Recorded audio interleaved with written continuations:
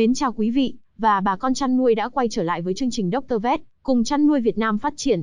Vâng thưa bà con, thời gian gần đây thì bệnh HPV trở nên tương đối phổ biến, và khi gà bị bệnh này, bà con hay nhầm lẫn với bệnh sưng phù đầu do Coxiza gây ra, và điều trị theo phương pháp điều trị bệnh Coxiza nhưng không khỏi.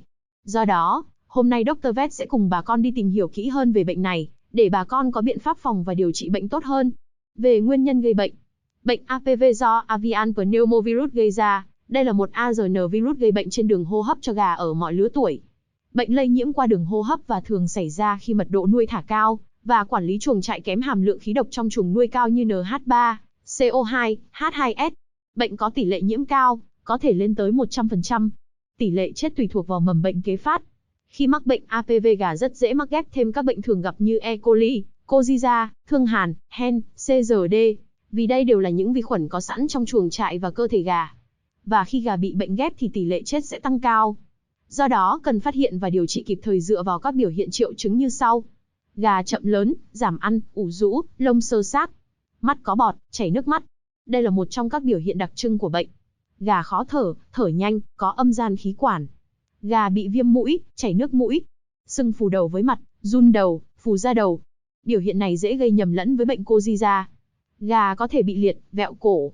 Trường hợp bệnh nặng là khi HPV ghép với E. coli gây hội chứng phù đầu.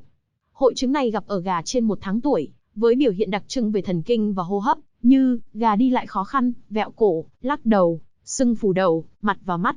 Đối với gà đẻ, buồng trứng vỡ, teo, biến dạng, vỏ trứng mỏng, nhạt màu, tỷ lệ giảm 5 đến 30%. Đối với gà giống, tỷ lệ nở giảm 5 đến 10%. Để chẩn đoán chính xác bệnh hơn, bà con cần mổ khám để kiểm tra bệnh tích. Khi gà bị HPV thường có các biểu hiện bệnh tích như sau. Viêm mí mắt, mù mắt, viêm và tạo lớp fibrin màu vàng dưới da đầu và da má.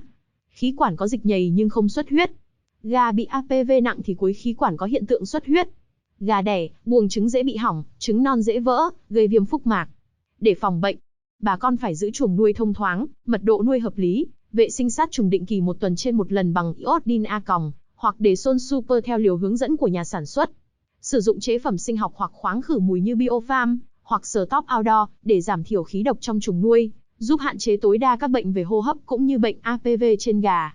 Phòng bệnh bằng vaccine đầy đủ. Sử dụng Glucan C hoặc Promulti W theo liều khuyến cáo của nhà sản xuất để tăng sức đề kháng, hạn chế stress cho gà. Về điều trị bệnh.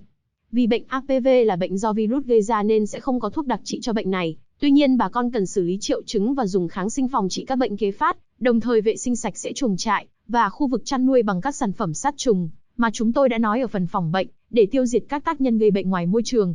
Để điều trị triệu chứng bệnh, bà con dùng các loại thuốc như sau. Thuốc giảm ho long đờm, hạ sốt, dùng Phenicillin oral giúp giảm ho, long đờm, kháng viêm hạ sốt, hoặc dùng Brom 20WS để long đờm, giảm ho. Trường hợp gà sốt thì dùng thêm Paramon 200WS để hạ sốt, giúp gà nhanh hồi phục. Dùng kháng sinh phòng kế phát. Phác đồ 1.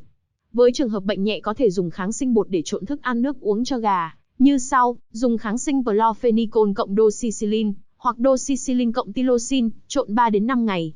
Chúng tôi khuyến cáo bà con sử dụng sản phẩm như Chlordox 150WS, hoặc Tylodox WS, hoặc Doxy 500WS, cộng Macrolan WS. Phác đồ 2. Với trường hợp gà bị bệnh nặng, tiêm cặp Sectifor Powder cộng Genta 5% cộng Linserpectin. Hoặc có thể tiêm Sectifor Powder cộng Genta 5% cộng Linserpectin cộng Energy 300. Tiêm 1ml dung dịch đã pha trên 3 đến 5 kg thể trọng. Tiêm liên tục 2 đến 3 ngày, sau dùng phác đồ 1 cho uống tiếp 2 đến 3 ngày liên tục. Vừa rồi Dr. Vet đã vừa chia sẻ đến bà con bệnh HPV trên gà và cách phòng, điều trị hiệu quả, hy vọng đã đem lại nhiều thông tin hữu ích cho bà con chăn nuôi.